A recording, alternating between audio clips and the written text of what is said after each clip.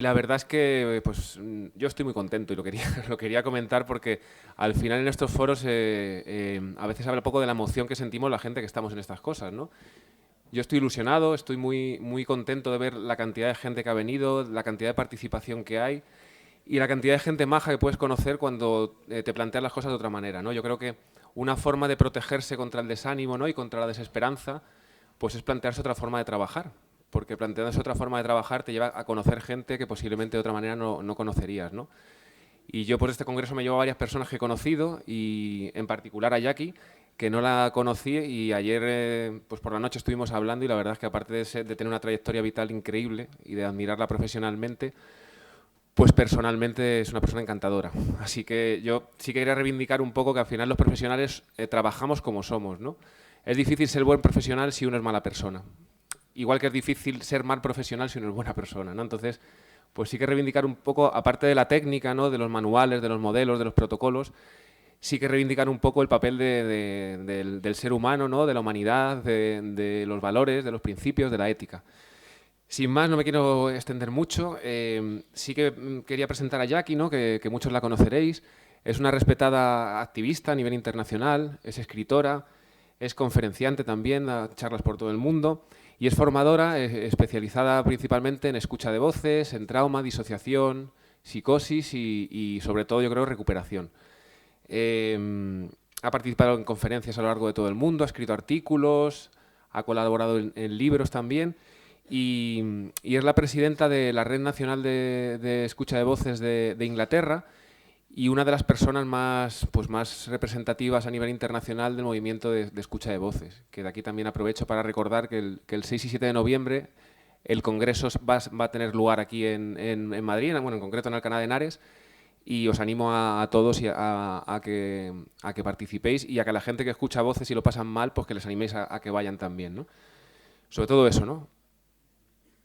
¿Perdón?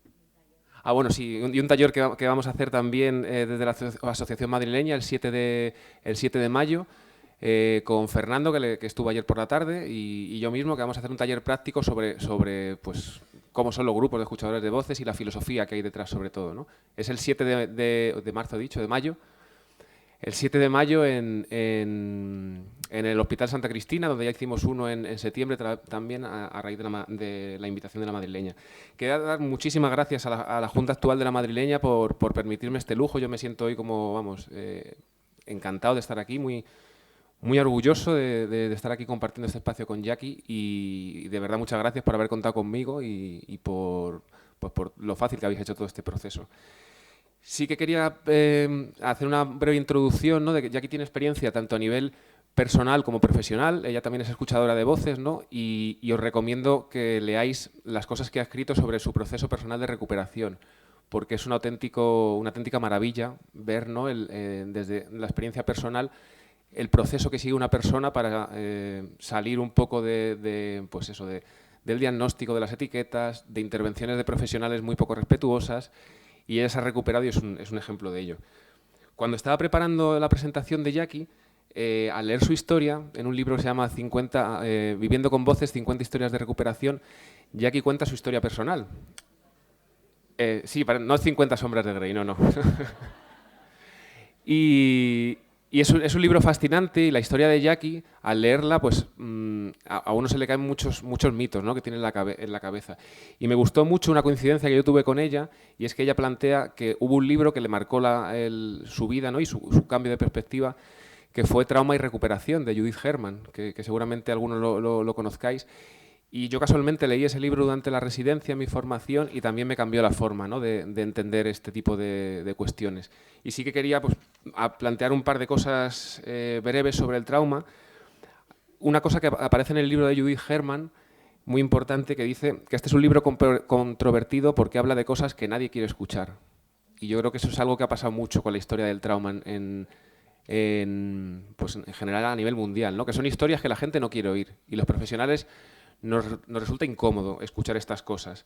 El interés por el estudio del trauma ha variado a lo largo de la historia y ha tenido momentos que ha despertado mucho interés, sobre todo a finales del siglo XIX, principios del XX, y luego parece que desapareció.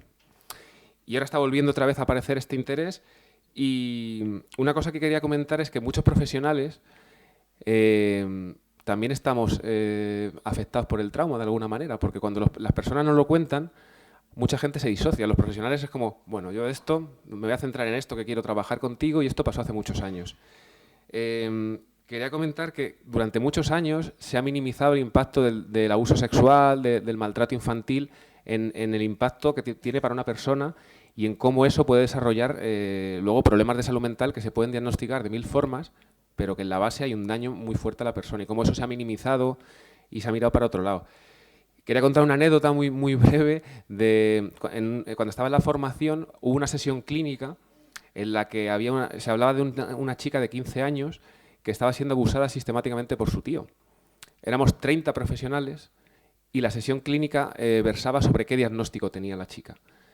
La chica seguía todavía viviendo en la casa con esta persona. Entonces, ahí fue cuando yo me tomé conciencia, ¿no?, de la disociación que tenemos los profesionales. O sea, que a veces hablamos de cosas que nos interesan a nosotros, pero no creo que a esa chica saber su diagnóstico le ayudara mucho. Y nadie hablaba en la sesión cómo sacarla de ese contexto, ¿no? Entonces, pues quería hablar de eso. Y ya para terminar, para no robarle tiempo a Jackie, sí que como ayer estaba el tema de citas, ¿no?, pues le he traído como algunas citas que me gustaron mucho.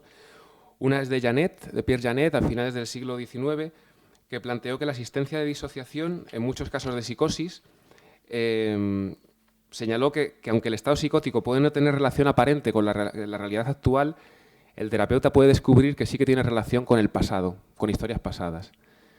Me parece, ¿no?, hace más de un siglo, pues a lo mejor igual no hemos avanzado tanto en algunas cosas, ¿no?, y en esto creo que no lo hemos hecho.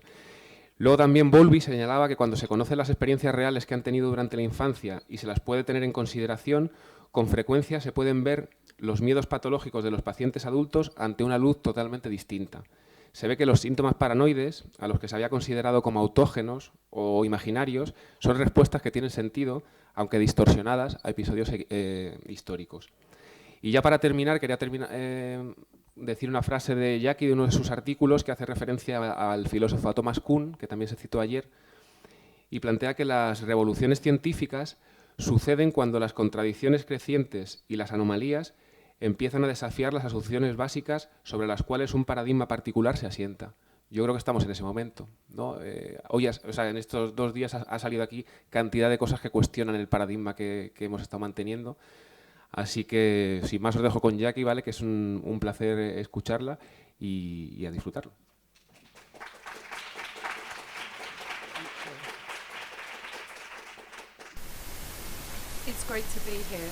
Es un placer estar aquí. Gracias, Miguel, por lo que creo que ha sido una introducción estupenda. Sí, lo ha sido. Gracias. Me complace estar aquí, rodeada de gente como ustedes, interesados en distintas formas de entender y trabajar con lo que conocemos como salud mental. Un ámbito en el que yo he trabajado, como mencionó Miguel, he sido activista durante muchos años. Esta tarde me gustaría empezar con mi experiencia personal para que entiendan por qué me encuentro hablando en esta charla con ustedes. Voy a comenzar con una historia, así que siéntense, relájense y escuchen. Con suerte todo cobrará sentido. Érase una vez una niña pequeña, como todas las demás. Como todos los niños, nació con necesidades básicas, como ser alimentada, estar abrigada y segura. Como todos los niños, necesita amor y empatía para crecer y llegar a todo su potencial. Como todos los niños se merecen. Pero como todos los que nacemos en este universo misterioso, la naturaleza arbitraria de donde nacemos es un acto aleatorio. Y como muchos niños, demasiados niños en este mundo, tiene la mala suerte de nacer de padres que son simplemente incapaces de ofrecer las necesidades más básicas, porque sus padres son ellos mismos niños rotos y dolidos, retorcidos, envueltos en poderosos cuerpos adultos, disfrazados de padre y madre. Cuando la niña mira por primera vez a los ojos de su madre en busca de un reflejo de sí misma, para saber que es real, que existe y que está segura en este gran y temeroso mundo, se encuentra con una mirada fría y hostil. Porque cuando la madre mira a este resto de humanidad, su bebecito, no ve su belleza ni su inocencia, sino solo su propia incapacidad, su propia vulnerabilidad, sus propias necesidades no cumplidas. Y todas estas cosas las odia y quiere aplastarlas, destrozarlas, aniquilarlas. El bebé llora aterrorizada y busca con su mano la de esta mujer, su madre, y la mujer se ríe y muerde la mano del bebé, igual que su madre le había hecho a ella. La madre arroja al chaval, la niña, por el hombro y juntos descienden profundamente al submundo, a un lugar donde se cometen actos innombrables de horror. El submundo está habitado por muchos demonios, monstruos y brujas de la peor clase. La mujer presenta su posesión, la niña, a un hombre que solo puede ser el diablo. Juntos se ríen y contaminan a la niña y le roban su inocencia. El dolor, el shock y el terror son demasiado para la niña, que está siendo traicionada y explotada por quienes deberían protegerla. Y no hay escapatoria, no hay salvador, no hay luz al final del túnel. Todo el tiempo la niña repite una y otra vez para sí misma: no estoy aquí, esto no me está pasando, no estoy en este cuerpo. Cuando al final, de repente, la niña experimenta una tremenda presión creciendo dentro de su cabeza y la urgente necesidad de huir choca con la horrible comprensión de su propia indefensión, y de repente, ¡bang!, hay una gran explosión y su pequeña mente se destroza en 1000 pequeños pedazos. Serenamente flota hacia el éter y mira tranquilamente desde gran altura a la niña estúpida que queda chillando en el submundo. Le da pena la patética criatura, pero simplemente no puede considerarse responsable de los que se niegan a ayudarse a sí mismos. La niña habita un mundo doble. En uno es una niña normal, con padres normales, un niño brillante que va al colegio, juega con sus amigos y le gusta llevar cintas en el pelo. En el otro mundo es una zorra sucia, malvada, inamable, tratada con crueldad y odio por todos los que pueden ponerle sus sucias manos encima. Todo lo que recibe se lo merece. Recibe amenazas que si alguna vez le dice a alguien lo que está pasando en el submundo, la van a meter en la cárcel porque ha cometido delitos terribles. Y todos pensarán que está loca y la encerrarán en un asilo para siempre y tirarán la llave. Nadie la va a creer nunca. O el diablo, los demonios y las brujas la encontrarán, siempre la encontrarán, y la cazarán y la matarán, sus niños, a todos y cualquier cosa que alguna vez ame. Por mucho que lo desee, no tiene ningún sitio seguro, ningún salvador que la rescate. Así que hace lo que muchos niños tienen que hacer, sobrevive lo mejor que puede. Las estrategias de supervivencia que desarrolla inconscientemente como niño crean una ilusión de control, una ilusión de que tiene algún poder sobre lo que le ocurre. A pesar de su abyecta indefensión, utiliza todos los recursos de que dispone en ese momento, su cabeza, su cuerpo, su espíritu, y lucha por la vida. Empieza a oír voces que le hablan, que hablan de ella, que la tranquilizan, que la protegen y que la hacen sentir menos sola.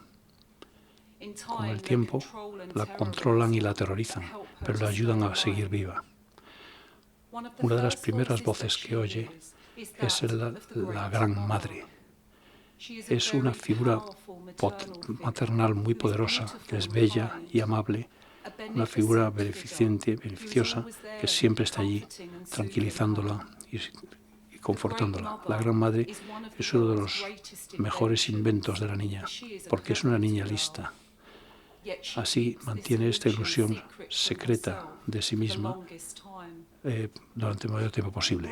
La Gran Madre es central en respaldar a la niña para que sobreviva con su humanidad intacta, y también permite que la niña se convierta en una madre amante y compasiva para sus propias hijas cuando llegue la hora.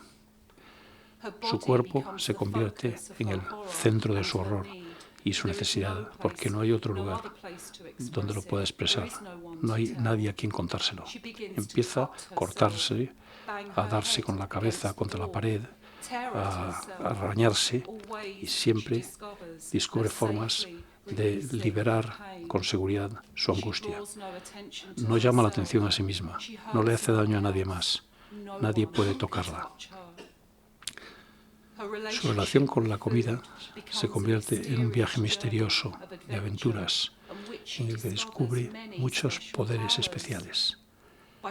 Controlando lo que come, comiendo de más, forzándose a vomitar y matándose de hambre, es la creadora de muchos trucos maravillosos, juegos de manos que le hacen sentir, una vez más, en control en un mundo que está lleno de una terrible crueldad inescapable y arbitraria.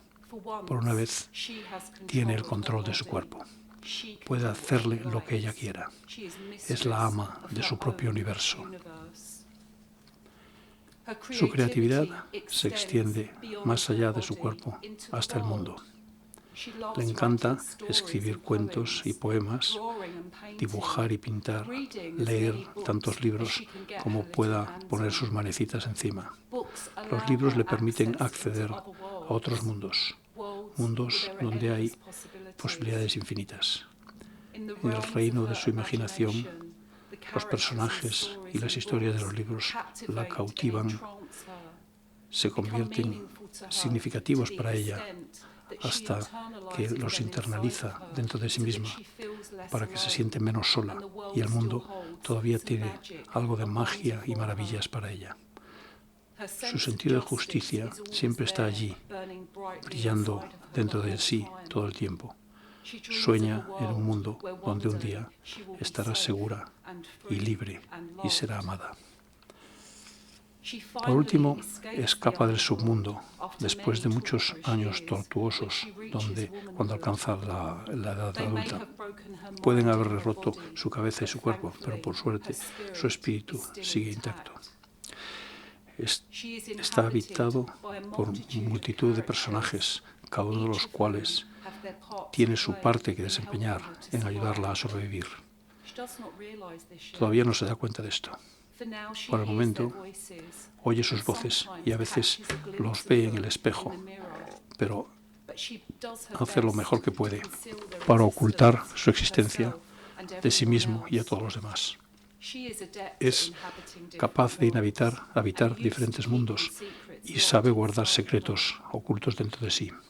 Las voces de los diablos, brujas y demonios, junto con los de los niños que todavía están atrapados en el submundo, hace eco en su cerebro mucho después de que lo peor haya ocurrido ya, recordándole lo que hará si alguna vez habla de lo que ha ocurrido. Así que mantiene silencio. Un día, años más tarde, ocurre un milagro, y ahora la niña está sentada y mira en los ojos de su propia bebé.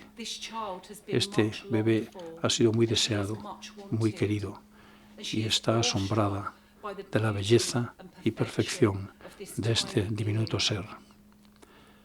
Por primera vez en su vida, el cuerpo de la niña ha hecho algo de lo que se puede sentir orgullosa. Le sonríe al bebé y lanza amor hacia sus ojos. Y el bebé sabe que ella es real y que es amada y que está segura en este gran mundo temeroso. Sin previo aviso, esta escena idílica se ve invadida por los demonios del pasado. Las voces de la niña se multiplican e intensifican, diciendo cosas que la asustan y molestan. Empieza a ser imágenes horribles de abuso, tortura y muerte. Lo puede sentir en su cuerpo. Aparecen marcas y moretones en su piel como estigmas. Empieza a cortarse con frecuencia, intentando tranquilizar al diablo, pero no lo consigue. Nunca está satisfecho. Se convence de que alguien va a tratar de matarla y a su bebé, porque sabe lo peligroso que puede ser el mundo para los niños pequeños. Se vuelve intensamente aterrorizada de salir de casa por si alguien trata de secuestrarla, de llevarles al submundo para matarles.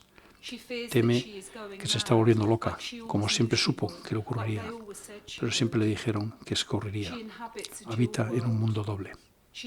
Es una madre cariñosa, con un vínculo estrecho e íntimo con su bebé, que le da el pecho a demanda. Sin embargo, sabe que la está contaminando con todo el veneno que gira en torno a sí. Se siente muy avergonzada de sí misma por ser un bicho raro de la naturaleza y empieza a sentir que no hay escapatoria de los horrores del pasado. No ve salida alguna más que acabar con su vida, pero no puede soportar el pensamiento de dejar de atrás una niña huérfana. Desesperada, busca asilo en un lugar que está previsto para darle santuario. Espera encontrar seguridad y apoyo para sí y para su preciosa niña y cree que pedir ayuda es un acto responsable y prudente. Quizá cuando les cuente lo que ocurrió en el submundo puedan incluso felicitarla por sus esfuerzos hasta el momento. Sin duda verán el enorme logro que ha sido llegar hasta aquí por sí misma.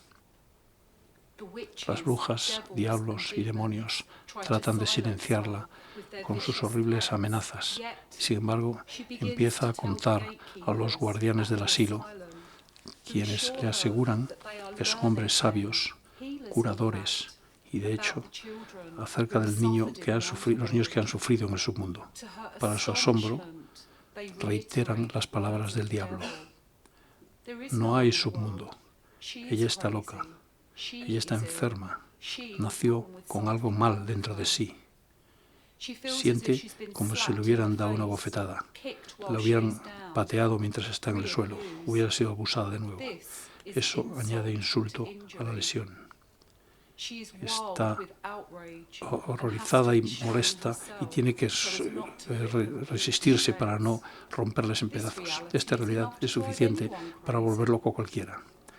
El lugar que está previsto para darle santuario es el lugar que casi la hace caer por el precipicio de una vez por todas. Ha escapado una vez del infierno. Después de todo, es guerrera y utiliza los medios necesarios para engañar a los guardianes. Una vez que esté liberada, corre todo lo que puede y busca en su camino de nuevo a su niña. Se agarra a la niña, a su pecho, y busca el aliento. No hay santuario, pero no puede abandonar la esperanza. Ha llegado hasta aquí. Es una mujer con una misión. Un día se lo demostrará. Después de buscar mucho, finalmente encuentra gente realmente prudente. almas bravas, valientes, que tienen el valor y la integridad de reconocer su verdad. Por mucho que les cause dolor, le escuchan sus historias del submundo y oyen los terribles sufrimientos que muchos niños han soportado. Juntos recorren un largo camino de vuelta al submundo, donde el proceso de verdad y reconciliación, de escuchar, de testificar y de enfrentarse a los horrores del pasado tiene lugar. El mundo nunca volverá a ser igual para ellos, porque han visto el submundo. Y aunque ella es un bicho raro, la quieren y la sostienen y la tranquilizan, y gradualmente empieza a sentirse humana, empieza a sentirse real. Descubre que ya no está sola, del mismo modo que siempre había estado. Empieza a aceptar el apoyo como un acto de valor y compromiso con la vida y el futuro. Solo entonces puede empezar a sentir todo lo que ha perdido. No sabía que fuera posible llorar tanto. Continúan sosteniéndola en brazos. De pronto se da cuenta, gradualmente, que cada vez más, y un día se da cuenta que sabe lo que siempre ha sabido. Sus voces son más que solo voces. Son muchos yos diferentes, con distintos nombres, edades, experiencias, sentimientos, identidades. Yos disociados en tratar de erradicar estas diferentes partes de sí misma, aunque a veces la asustan, empieza a aceptarlos. Cada uno es parte del todo que es ella. Empieza a escucharles y a entenderles y a recibirles con compasión y comprensión. Para su alegría, le empiezan a enseñar los misterios de la curación, la alquimia y la magia. Gradualmente se siente menos avergonzada de quién es y empieza a maravillarse de lo creativa que ha sido para sobrevivir los horrores del submundo. A veces parece como si hubiera creado una obra de arte. Por otro lado, encuentra difícil comprender un mundo que a veces no tiene sentido para ella, un mundo corrupto y loco que frecuentemente explota a los vulnerables y protege a los poderosos. Con todo lo que sabe y todo lo que ha visto y todo lo que ha aprendido, no puede quedarse a un lado y dejar que eso ocurra. Si ha de ser parte del mundo, entonces tiene que hacer lo que tiene que hacer en un lugar, para convertirlo en un lugar que pueda habitar y mantenerse cuerda. Empieza a reunirse con otros, niños, soldados, hombres y mujeres enloquecidos, viajeros que han escapado del submundo u otra clase de infierno, así como rebeldes y renegados, los que dicen la verdad, pioneros, luchadores por la libertad, y caminando por el mismo camino que ella, buscando el mismo tipo de justicia todos. Ellos también sienten una responsabilidad colectiva de presentar la verdad y no permitir que se perpetren más injusticias. Comprenden que quedarse a un lado y mantener el silencio es lo mismo que ser cómplice. Saben que la libertad nunca será entregada libremente por los que tienen poder, hay que luchar por ella. Comprenden que solo la verdad nos hará libres. Después de una larga y ardua viaje que ha llevado muchos años completar, la niña puede sentir finalmente que ha llegado a casa. Ahora está segura, está libre y recibe amor. Todavía tiene sus heridas de guerra con orgullo. Todavía escucha los ecos del pasado, pero se considera una de las que han tenido suerte. De muchas formas ha sido bendecida. Su vida y todo lo que hizo para llegar hasta allí es un triunfo.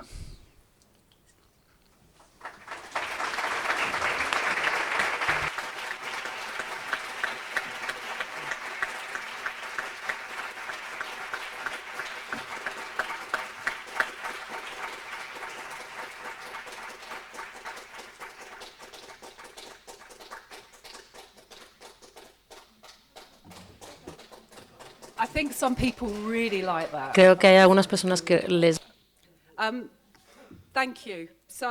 Así que eso es mi historia, por supuesto, y cuento mi historia de distintas formas y una de las cosas que me interesaba era intentar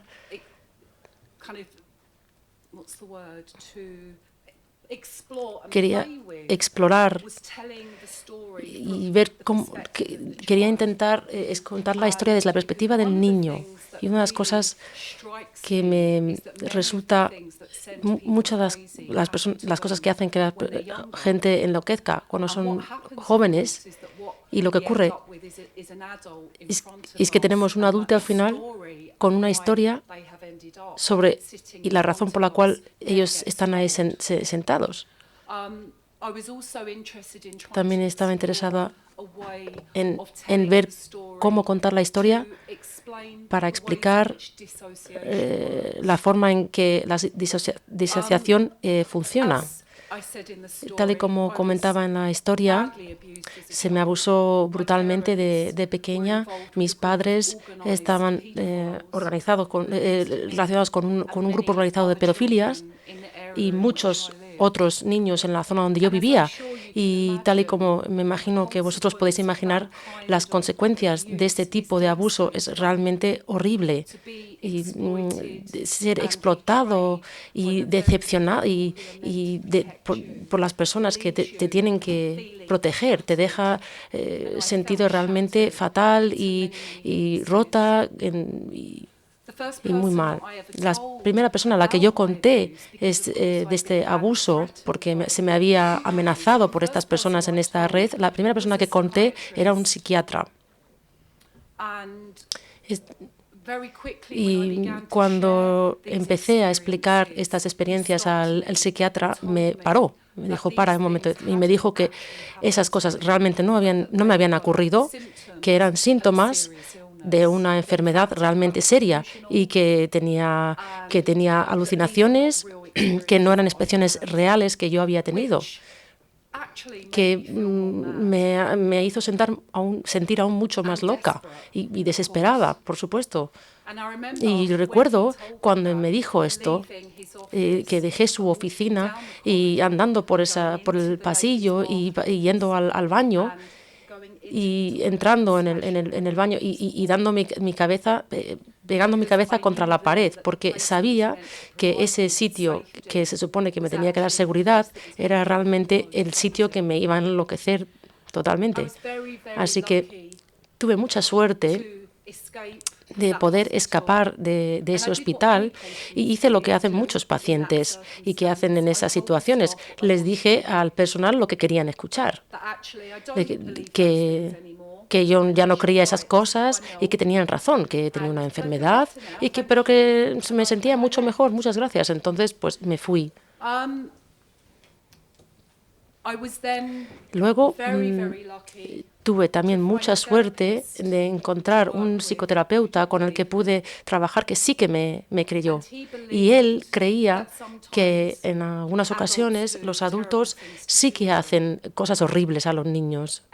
Y también entendía que las voces que estaba escuchando, las visiones que estaba viendo, estas experiencias tan horribles que estaban teniendo en mi cuerpo, eran consecuencia de ese abuso que había sufrido cuando era niña.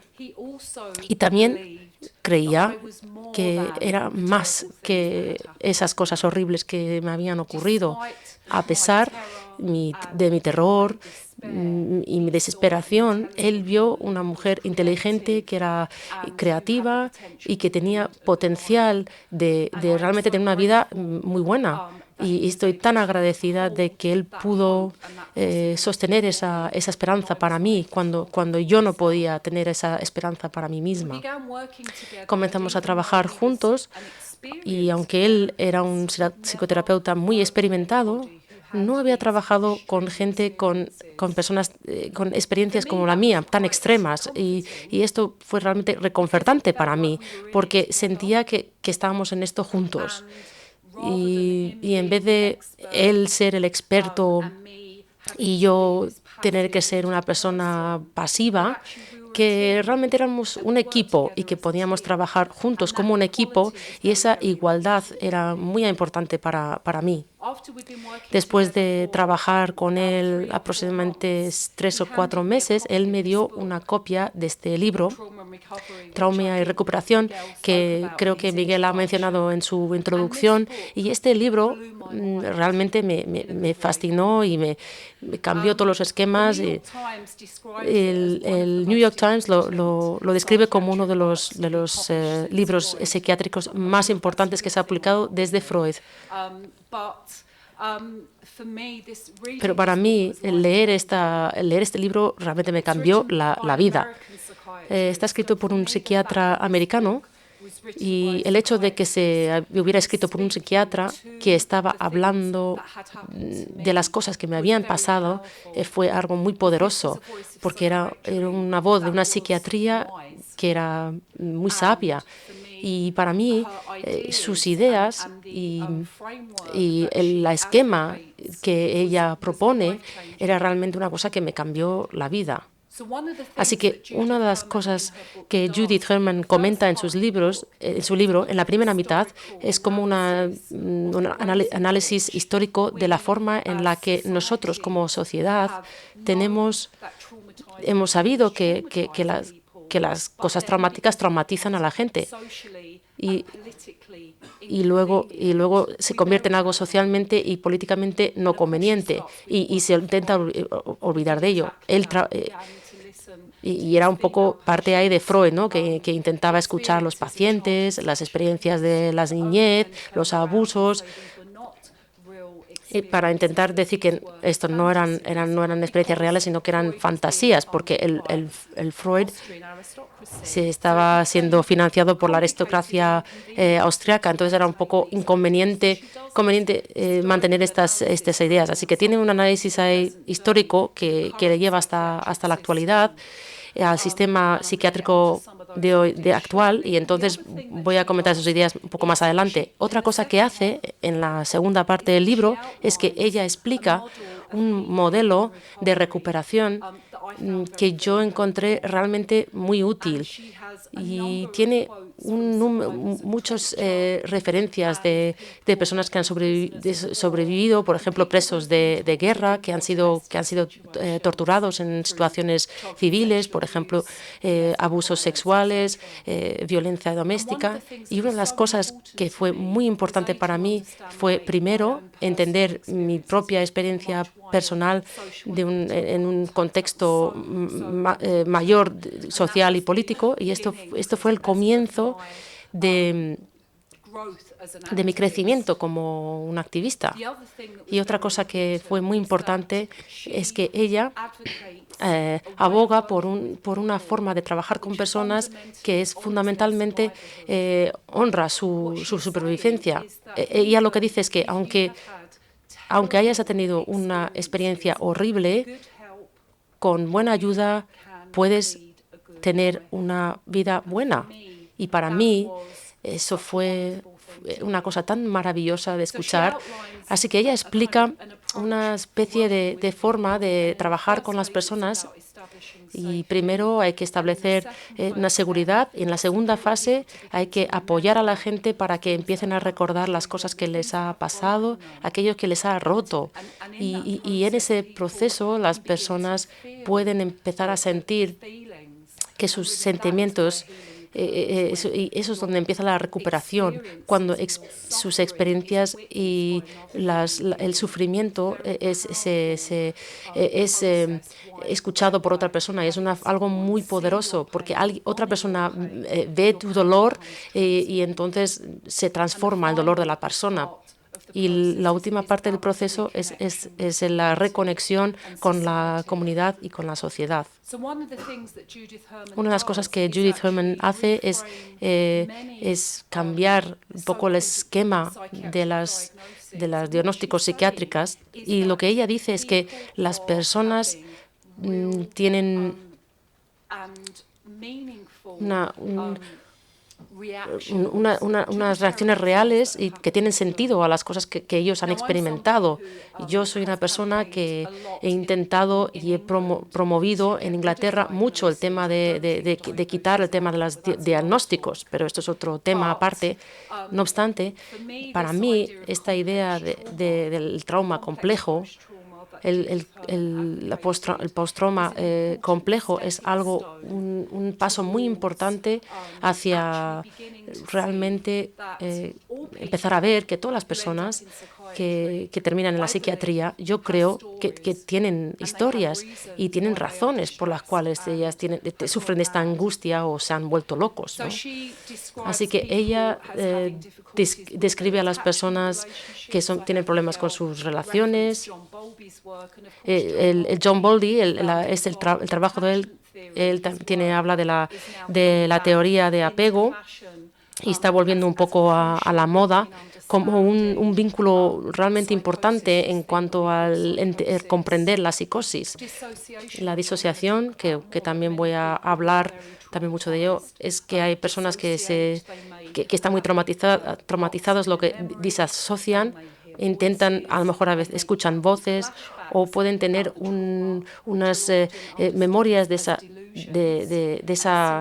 ese trauma que pueden interpretarse como alucinaciones, o su comportamiento puede tener dificultades al dormir y hay bastantes libros sobre este tema y que parten del trabajo de Judith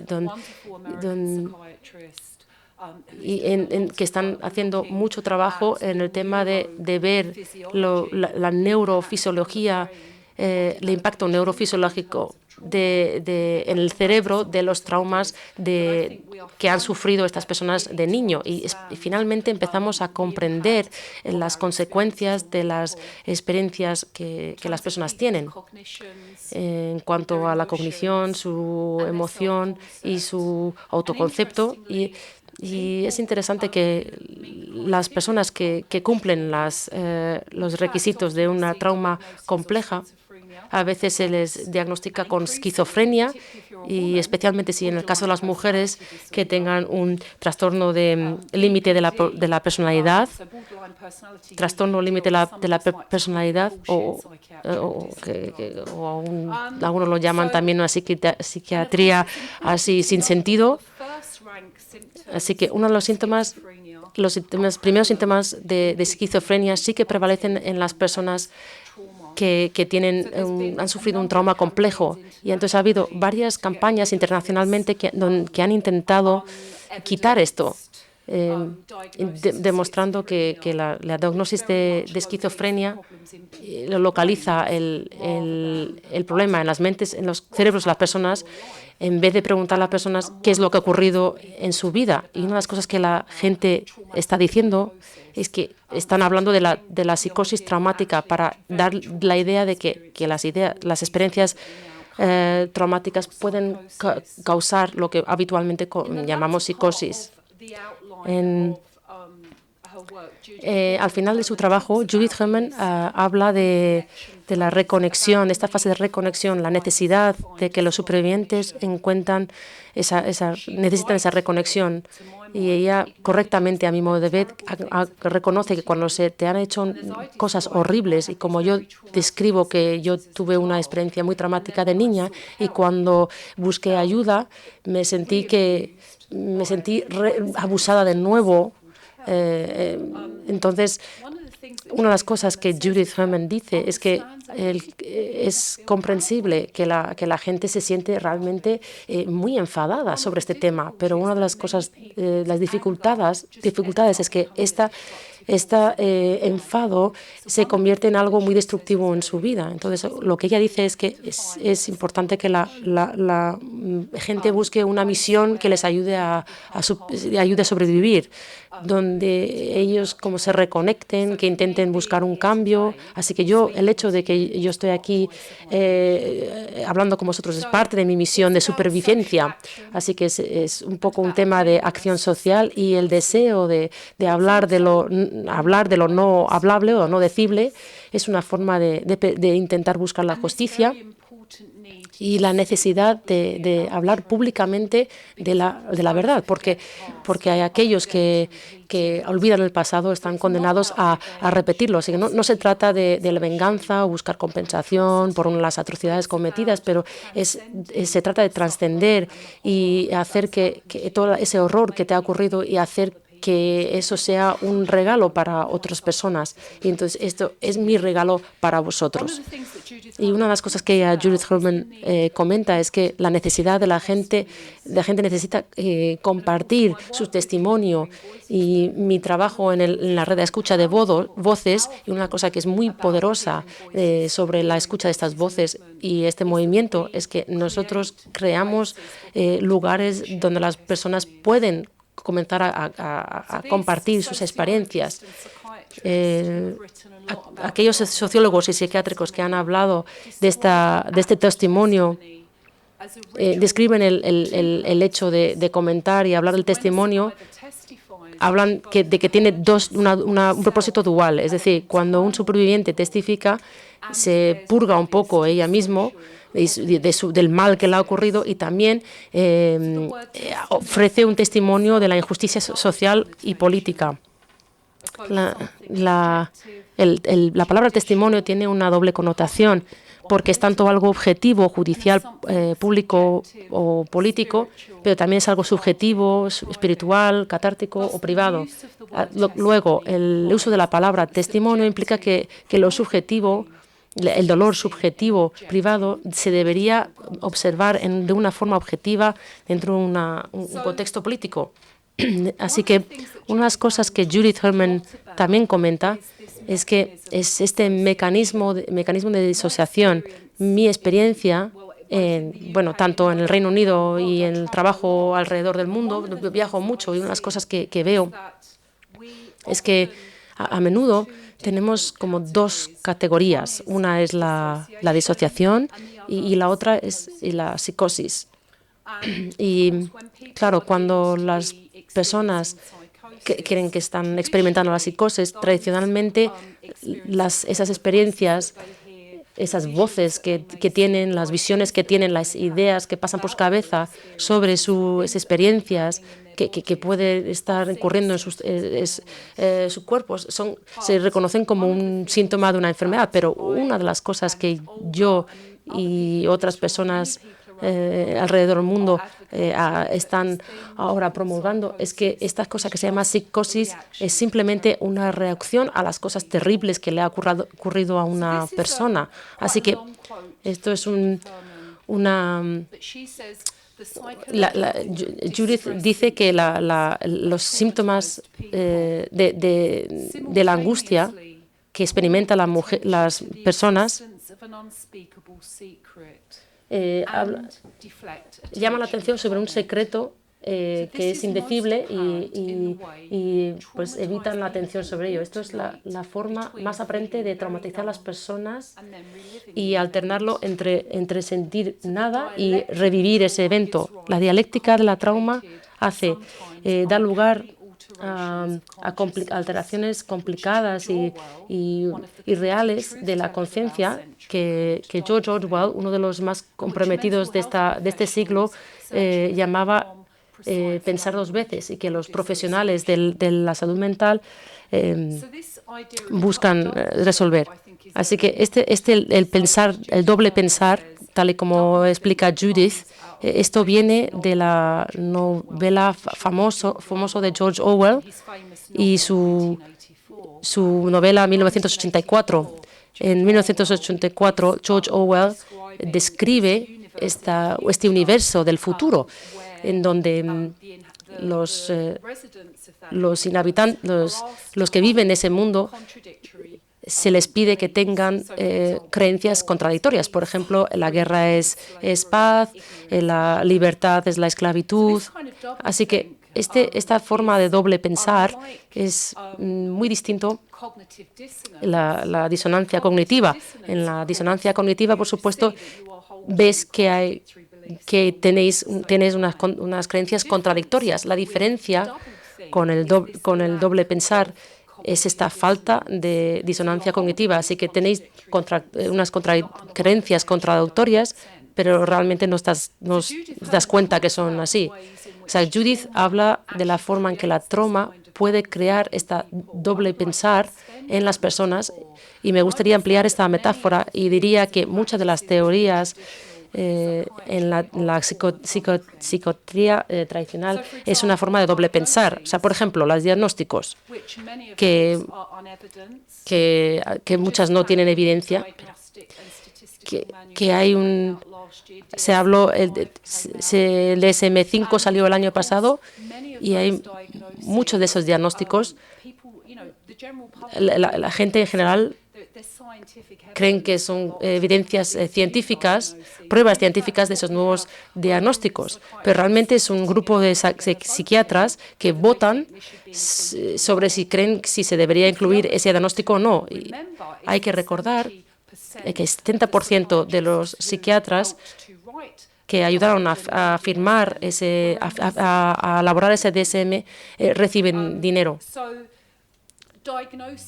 Así, los diagnósticos se habla de ellos como algo real, como un hecho, cuando en realidad lo que son, en mi opinión, es una opinión subjetiva sobre algo que están hablando de un hecho. Así que el diagnóstico es una buena ejemplo del doble pensar. Muchas de las teorías que se utilizan con frecuencia es como el tema del estrés. Es una cosa que todos creemos, que popularmente se cree que existe el estrés. De nuevo, la vulnerabilidad por estrés, el modelo, es una idea. No está demostrado. Sin embargo, hablamos como si fuese un hecho. Y, por supuesto, una de las cosas importantes del modelo de vulnerabilidad por estrés es que cuando uno entra en los servicios psiquiátricos y dice me han pasado cosas horribles, ¿qué pasa si esta terrible experiencia se queda reducida a un simple nombre? Yo me quedé siempre sorprendida de esta inferioridad genética. He nacido así. Y, por supuesto, buena parte del lenguaje que utilizamos en psiquiatría, en la salud mental, facilita el doble pensamiento. Así que hay un trabajo muy interesante de un amigo mío donde examina los registros de pacientes y encuentra que los pacientes que están hablando de experiencias, de cosas como siento que el diablo quiere entrar en mi cuerpo, y eso se informa como alucinaciones auditorias, mentales y visuales. Y cuando se quita el contexto, parece que esto descontextualiza lo que realmente ha ocurrido. Es parte del doble pensamiento. Así que el doble pensamiento funciona a todos los niveles, en todos los contextos. Y, como dice Judith Herman, en cuanto a disociación, el conocimiento de hechos horribles entra periódicamente en la conciencia pública, pero raramente se recuerda durante mucho tiempo. La negativa, la represión y la disociación actúan a nivel social, así como a nivel individual. Así que, de hecho, a pesar de este doble pensamiento, existe un creciente grupo de pruebas que estoy seguro que ustedes conocen, que demuestran que hay una amplia gama de adversidades y factores de predicción de muchas formas de problemas de salud mental, entre ellos la psicosis. Y esto viene de un trabajo publicado en el British Journal of Psychiatry en el 2012. Hay un creciente grupo de documentación escrita de que hay muchas adversidades distintas que pueden ocurrir a la gente. La mala salud de la madre, mala nutrición, alto estrés durante el embarazo, ser objeto de un embarazo no deseado, pérdida temprana de parientes por abandono o por muerte, dificultades de unión. Se han hecho muchos estudios en Reino Unido ahora con personas que tienen un diagnóstico de esquizofrenia y que buscan a sus primeras experiencias de unión a sus padres, testimonio de violencia entre padres, el traumatismo intergeneracional, que para mí tiene mucho más sentido que la falta de evidencia de las teorías genéticas que tenemos ahora. Padres disfuncionales, especialmente falta de cariño, exceso de control, un exceso de control sin cariño, que parece causa mucho daño a los niños. También el mal uso de las sustancias, de alcohol, problemas criminales, cosas traumatizantes como el abuso sexual, físico, emocional de los niños, el abandono emocional o físico, el bullying, las enfermedades de la infancia, traumatismos de guerra, pobreza, racismo y otras formas de desigualdad social. Así que eso lo ha hecho Richard Bentham. Esto se publicó en el British Journal of Psychiatry, que, por supuesto, es la revista de la psiquiatría biológica en Inglaterra, pero incluso en la psiquiatría biológica muy tradicional ahora tienen que aceptar esta gran cantidad de pruebas que existen, que finalmente parece le están preguntando haciendo las preguntas correctas a la gente. Y una de las cosas importantes es que necesitamos dejar de preguntar a la gente qué le pasa a usted. Tenemos que preguntarle qué le ocurre a usted, cuál es su historia. Por supuesto, de nuevo, hay muchos estudios que demuestran que en países donde hay una gran disparidad entre los ricos y los pobres, una gran desigualdad de ingresos, hay más enfermedades mentales en la población general.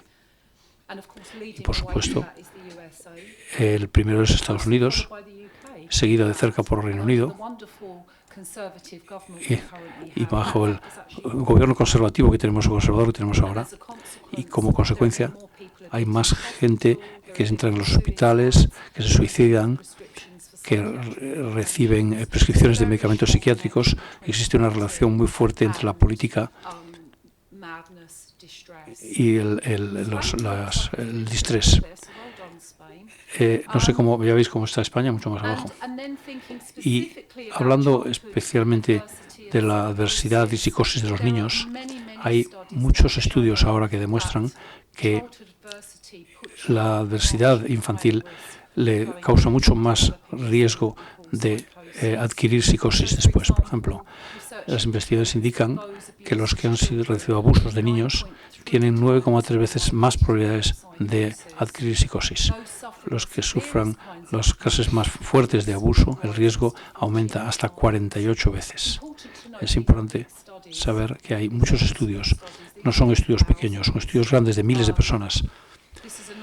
Otro estudio muy grande, inglés, las personas que han soportado 3 clases de abuso, por ejemplo, sexual, físico y bullying escolar, tienen 18 veces más riesgo de psicosis, mientras que los que han experimentado 5 tipos tienen 193 veces más probabilidades de volverse psicóticos. Es asombroso.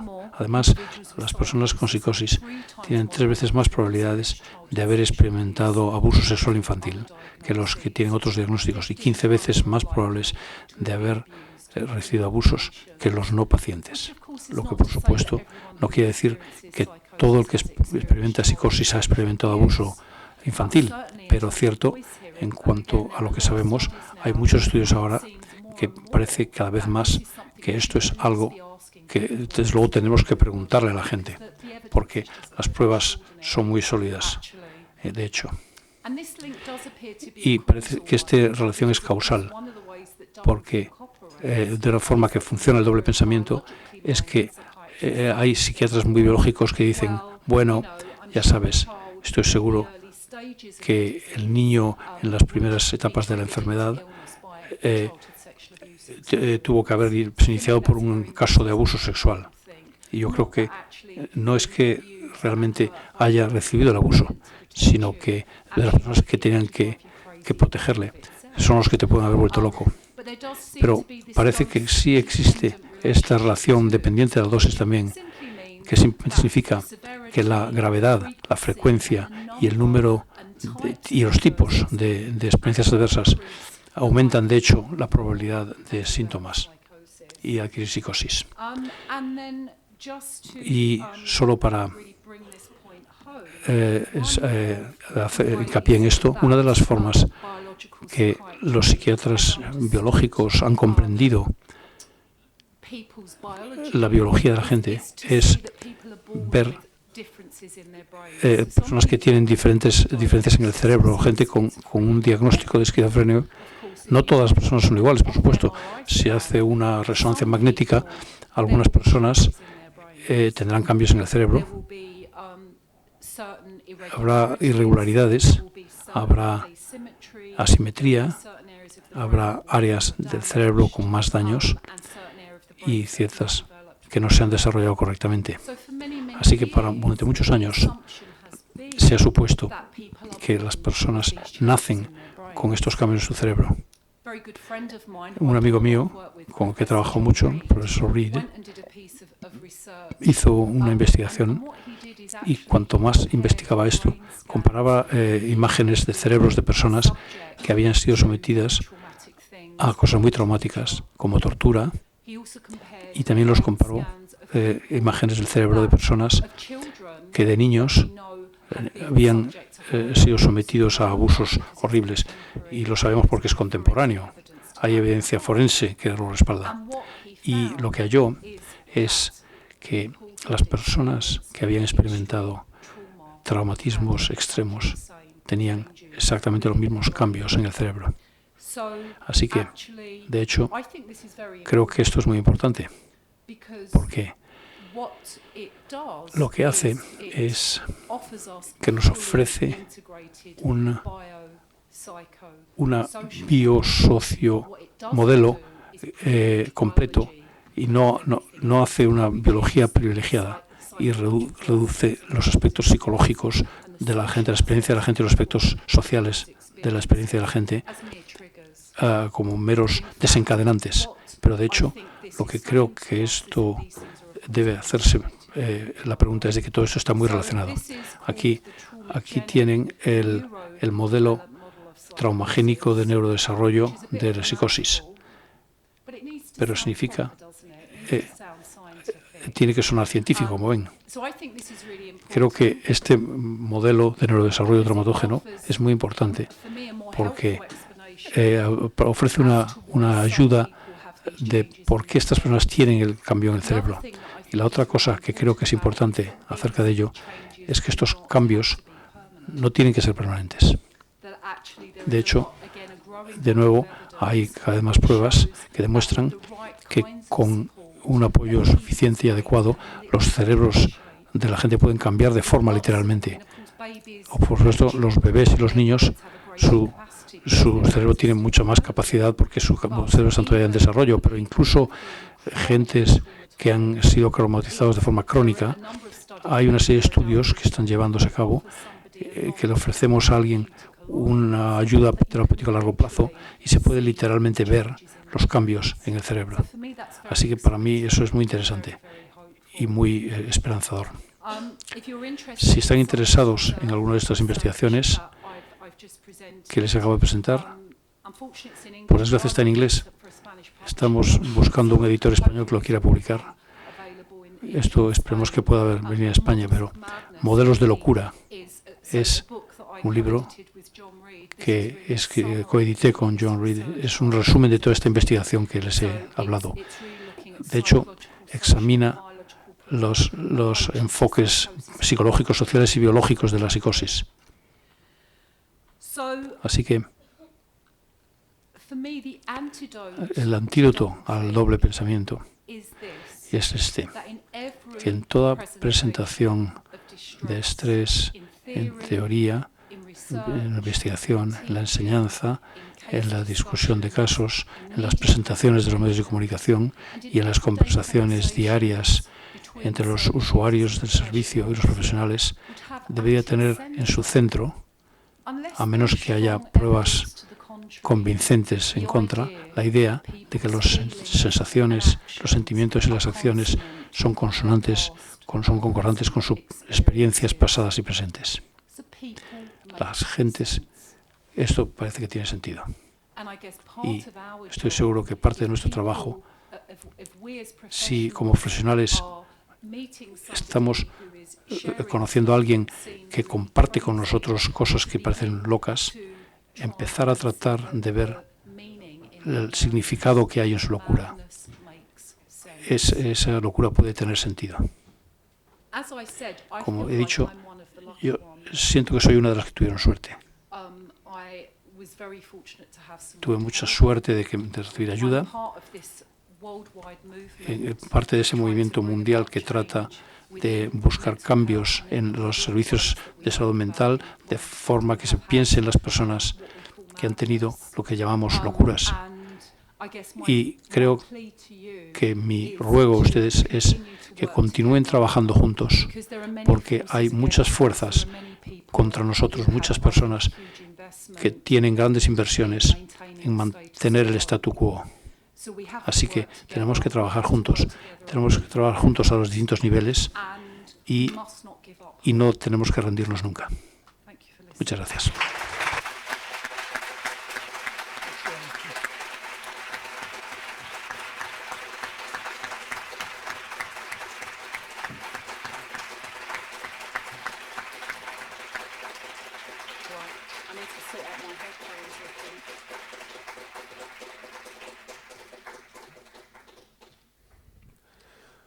Bueno, muchísimas gracias, Jackie, por esta presentación tan brillante que yo creo que espero y deseo que nadie de los que estamos aquí salgamos igual que hemos entrado, ¿no? O sea, que nos toque esto que hemos escuchado, porque yo creo que se puede decir más alto, pero más claro, yo creo que es difícil, ¿no? Que el argumento que ha dado.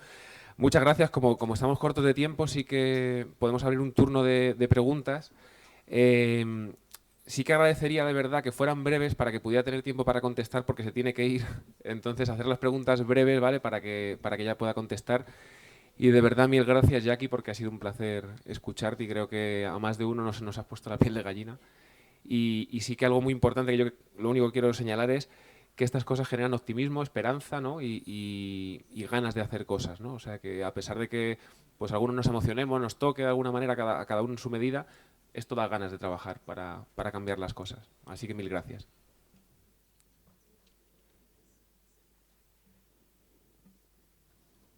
Aprovechar que se tiene que coger el avión, o sea que...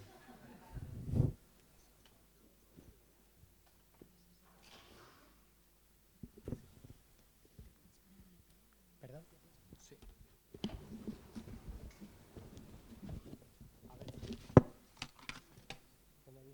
Me dicen que me ponga de pie. A ver. Gracias, Jackie, por tu testimonio. Creo que, como decía Miguel, nos puede tocar de alguna manera. Me ha hecho reflexionar sobre lo cotidiano también y lo sencillo que puede ser los propios traumas, quizá más normales, ¿no? Que podemos haber experimentado todos. Me ha hecho pensar sobre ello. Creo, trabajo como psicólogo y muy adoctrinado en un modelo biologicista, etcétera, etcétera, y dándome cuenta con experiencias como la tuya de este doble lenguaje. Cuanto más me doy cuenta, más tengo que hacer algo para conservar mi salud mental y quería decir simplemente un poco esto, agradecértelo y compartir mi experiencia de que cuanto más es el profesional consciente, la persona que puede ayudar, ¿no? Que podemos estar consciente de nuestras propias debilidades y en este sentido te ayuda a ponerte a un nivel de horizontalidad como ese del que hablabas, que es la única manera, yo creo, razonable y honesta de entendernos entre personas y acompañarnos. Muchas gracias.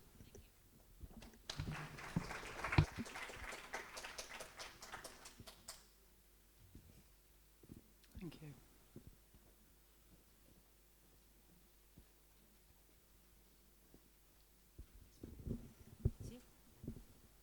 Muchísimas gracias, Jackie. Muchísimas gracias por este testimonio. Hemos trabajado con personas que han pasado experiencias como la tuya quiero hacerte una pregunta muy sincera y directamente.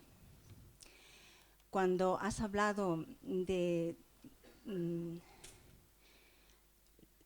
las cosas que te ayudaron a seguir viva, las estrategias de supervivencia inconscientes, quiero entender que todo lo que son síntomas positivos en los diagnósticos psiquiátricos se refieren justamente a eso. Y quiero entender que yo tengo formación dinámica, psicoanalítica, pero estoy bastante alejada de los modelos ortodoxos. Y quiero entender que, a pesar de todo, tenemos una deuda con Freud en el sentido de que las fantasías y las alucinaciones son precisamente esas estructuras de supervivencia inconsciente que han permitido a muchas personas llegar al lugar de encontrarse con alguien para ser escuchados en otra forma y reconstruir el proceso del sentido que tuvieron para llegar a otro puerto. Eso en cuanto a la pregunta. En cuanto a los que estamos aquí, creo que cuando has dicho que teniendo tu cuerpo roto y tu mente rota, pero no tu espíritu, soy de los que piensan que nosotros estamos aquí para alimentar un espíritu de utopía que nos permita generar espacios de lucha que hagan que nos encontremos las personas que hemos tenido algo en común, por lo menos los interrogantes en común. Gracias.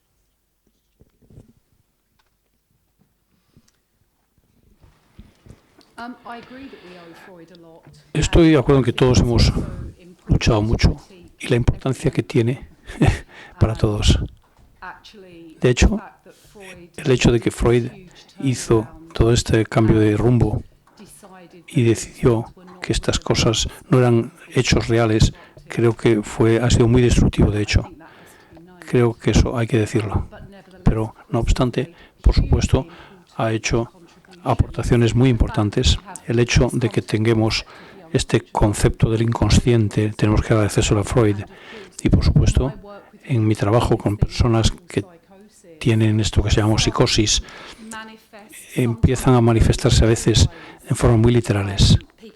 La gente que tiene memorias muy directas y literales, pero a veces las cosas son mucho más simbólicas y metafóricas. Y sí, para mí es realmente importante ser capaz de sopesar ambas posibilidades, ambas dimensiones en cuanto a los posibles significados que puedan tener para alguien. También creo que estas cosas son realmente importantes porque hago mucho trabajo en entornos tradicionales y muchos de mis amigos son psicólogos y psiquiatras que, como creo que muchos de ustedes, están tratando de traer cambios y se hace muy difícil hacerlo solos. Y me reúno a veces, tengo amigos que trabajan en servicios que terminan sintiéndose muy descorazonados de esta situación porque consideran que son los únicos del equipo que realmente están tratando de comprender las cosas de un modo diferente. Y eso puede hacerte sentir desesperado. Entonces creo que esto es importante. Creo que tener aliados que comparten valores similares y hay ideas, como ha dicho, aunque sea una visión un poco utópica, como ha dicho, nos gustaría que el futuro fuera así y eso es muy importante. Muchas gracias.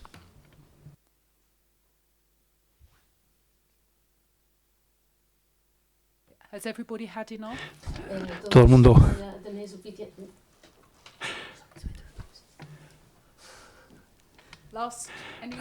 ¿Alguna última pregunta? ¿Comentario?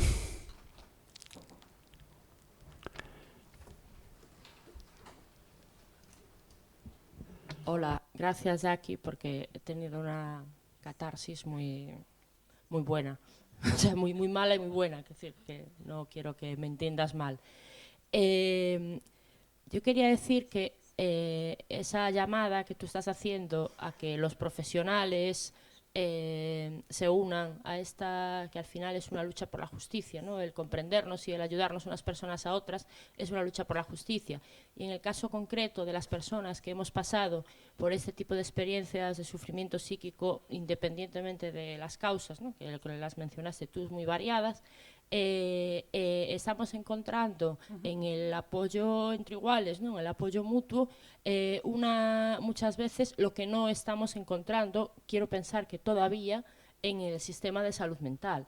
Entonces, si la gente, si los profesionales del sistema de salud mental no quieren luchar, digamos, con nosotras, ¿no?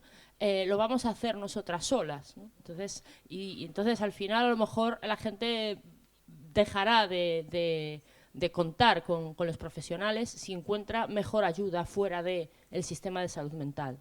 Entonces, es una idea que quiero dejar ahí, ¿no? Para la reflexión también. Sí, por supuesto. Y una de las cosas que creo que es muy poderosa, muy potente acerca del movimiento de oír voces, este movimiento internacional, que el pionero son psiquiatras, pero realmente es un ejemplo muy potente de la psiquiatría, la psicología, la enfermería y distintas profesiones trabajan juntos como iguales con las personas que han tenido esta experiencia. Es realmente muy potente e importante. Y vuelve a lo que me recuerda lo que tú acabas de señalar. Muchas personas vienen a trabajar en la salud mental con sus propias historias y creo que una de las cosas que más me interesan es pasar más allá de ellos y nosotros. Yo creo que todos estamos en esto juntos y que tenemos que trabajar juntos para conseguir que se produzcan estos cambios. Así que tiene usted razón.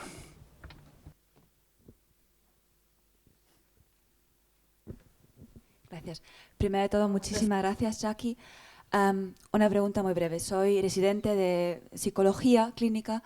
A Models of Madness era uno de los primeros libros que leí sobre psicosis y ya desde el principio de la carrera me dejó impactada, como yo creo, de forma muy positiva. Muchas veces luego cuando te incorporas ya al mundo más profesional y en general los profesionales con los que uno se va encontrando, y decía lo de residente porque todavía tengo muy poca experiencia clínica real, especialmente con trastorno mental, con psicosis. Lo que oigo muchísimo de psiquiatras y psicólogos con más experiencia es justo eso.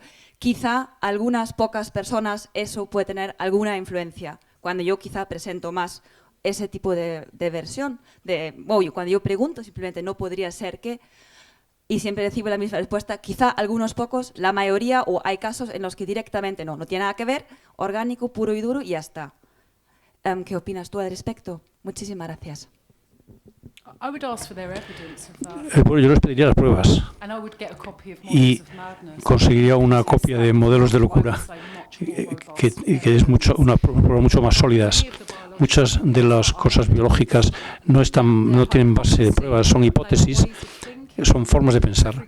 Por ejemplo, sabemos que las imágenes de cerebros que he enseñado durante muchos años, eso se podría utilizar como prueba de que algo como la esquizofrenia es una enfermedad mental, una enfermedad del cerebro orgánica.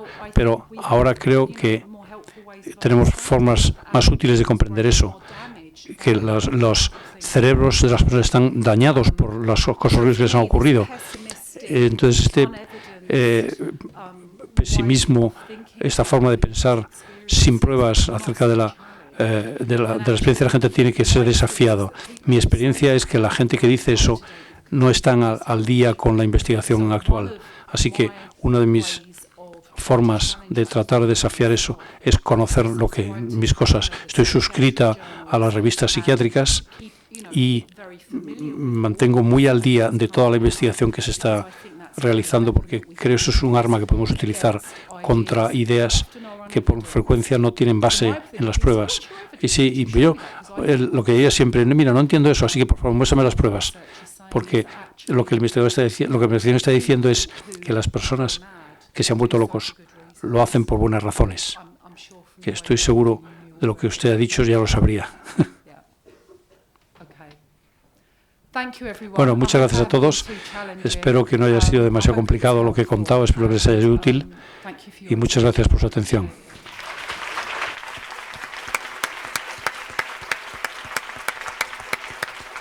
Muchas gracias, Jackie.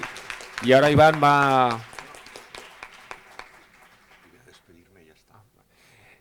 quería comentar solo 2 cosas rápidas de lo que estabais hablando. Un tema, por ejemplo, que pasa mucho con lo de las personas diagnosticadas, el por qué no están, a veces, ¿no? Ayer hablándolo con Nando, una cosa que me comentaba, que sí que lo quería comentar aquí, es que hay mucha gente que está fuera de todo esto, ¿no? Y que está haciendo cosas, pero que a lo mejor no hablan en público.